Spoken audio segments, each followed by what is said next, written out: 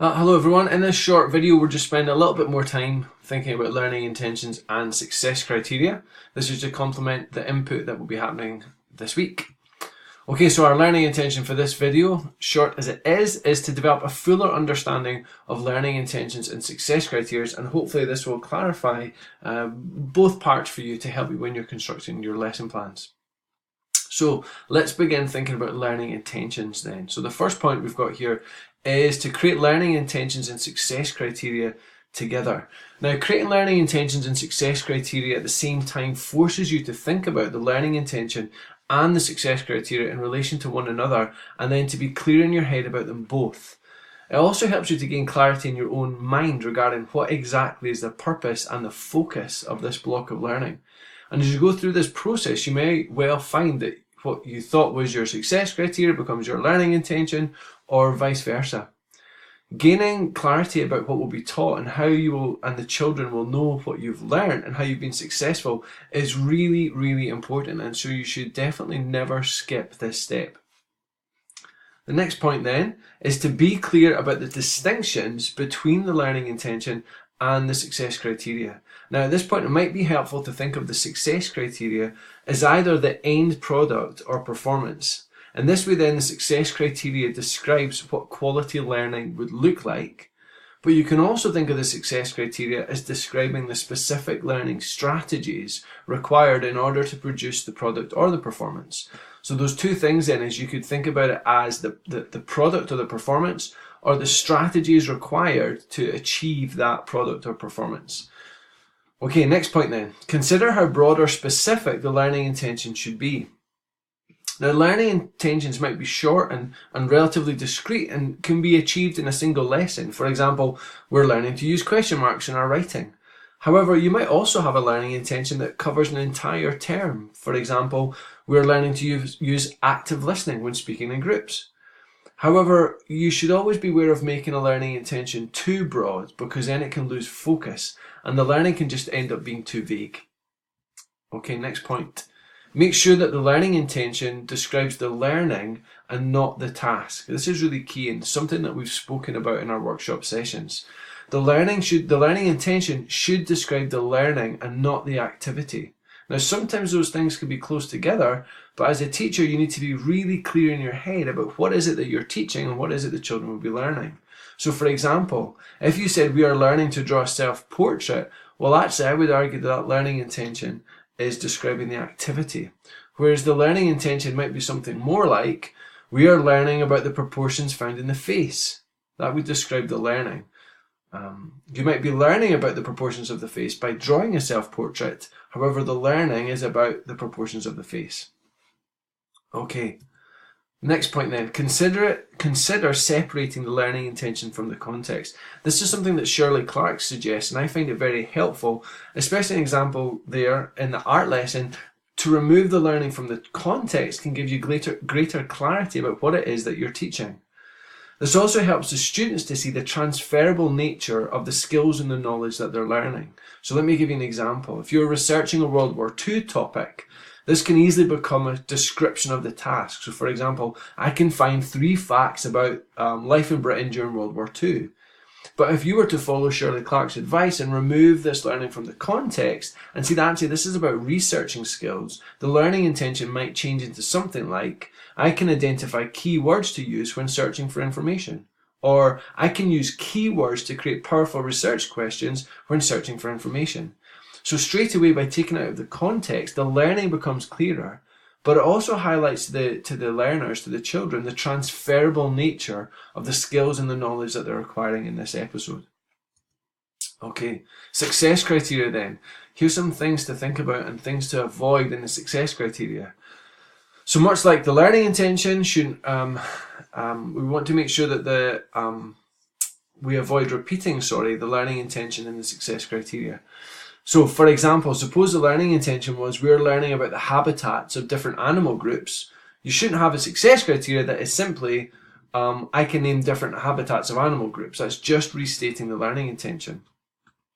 You might want a success criteria something more like, I can explain what a habitat is, or I can describe different habitats and the animals that live there, or I can explain why it's important to preserve different habitats.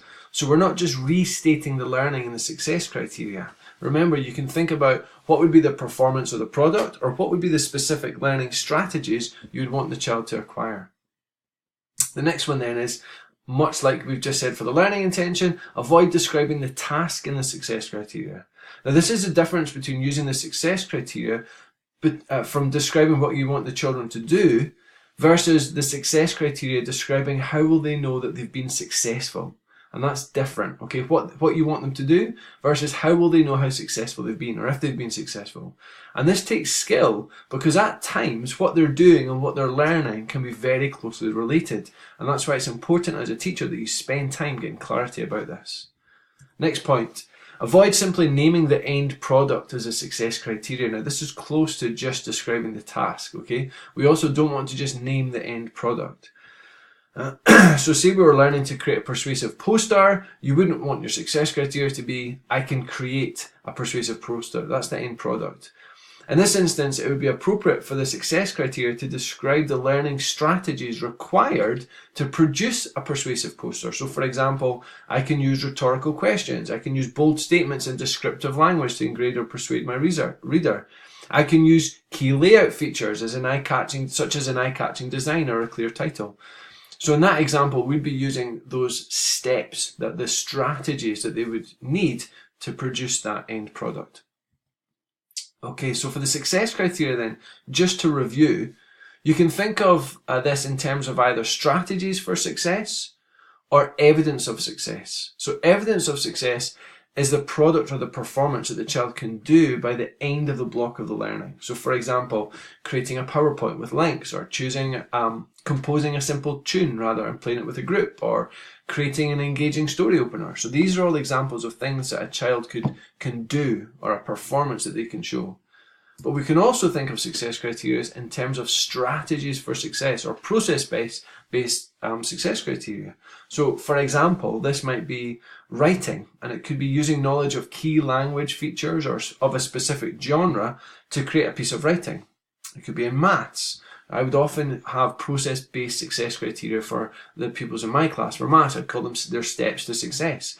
And this is using their knowledge of mathematical concepts, say for example, to calculate the area of a compound shape. Here are the specific strategies that you would need to use in order to be successful in this. Or even if they were structuring a talk, they could use their success criteria to structure the content of their talk and to include key elements like eye contact or a loud, clear voice. So hopefully you can see the difference in those two different ways of approaching the success criteria then. Thinking about it in terms of strategies for success or process. And that's thinking about what are the specific learning strategies the pupils will require, will need to use and to demonstrate in order to produce the performance or the product. Or you could think in terms of evidence of success. What's the evidence? What's the product or the performance? What will the child be able to do or say or make by the end of that block of learning? Okay, so success criteria then. Use steps to success in mathematics. Use a checklist or criteria for writing, for some types of writing. For social goals, we've spoken about this in our workshops, about co-creating social goal-based success criteria using the form of looks like, sounds like, feels like, to create an agreed criteria of how we're going to be during this learning episode. So what will it look like in our class? What will it sound like in our class? What will it feel like in our class? And this is something that we co-create together. Now I should mention that the idea of co-creating a success criteria is very, very powerful. But we're going to do this together in the workshop, and we'll have a practical experience of co-creating a success criteria and what that could look like in a classroom. That's the last point. So here's your overview of all the different top tips, I suppose, in terms of thinking about learning intentions and success criteria. You can review them if you wish. Okay, there we are. Here's the reference from this. It's a very short book, but I find it very useful and concise. some further reading, I highly recommend the book Inside the Black Box. It's very helpful, as with Shirley Clarke's book. Now, I've put this one book about formative assessment and action, but to be honest, Shirley Clarke has written extensively about learning intentions and success criteria, and I find all of her books very helpful, so I would recommend them. In terms of some wider context that you might want to think about learning intentions and success criteria, this interview with John Hattie, he goes a little bit off topic at one point, but it's still very, very interesting. It's about 9 or 10 minutes long. And then there's 2 other examples of learning intentions and success criteria being developed and used in practice, which I'll also think you'll find very helpful. Okay, thank you very much.